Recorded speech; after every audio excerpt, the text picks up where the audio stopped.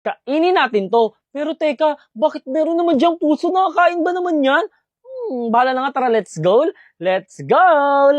First is, yung burger. Gutom na gutom pa man din ako, tamang-tama. Pero guys, bago ko yan kainin, don't forget to follow me at comment sa my comment section kung anong next na kakainin natin, ha. So yung burger din, guys, ay eto. Then, Gummy edition muna tayo, guys. Wala pa tayong pambili ng medyo malaki-laki niyan. Kaya eto na, kainin na natin. Manamis na mais. Makunat.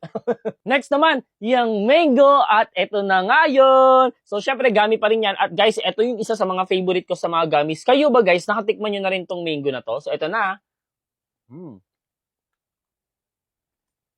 Gusto ko yung texture niya na medyo makunat siya na, basta ang sarap talaga niya, pati yung lasa, mango. Next naman, yung puso. Paano naman natin yung kakainin? Kinakabahan tuloy ako. Pero guys, syempre, gummy pa rin ang nahanap natin. At eto na nga, yung tignan nyo guys, ang cute to.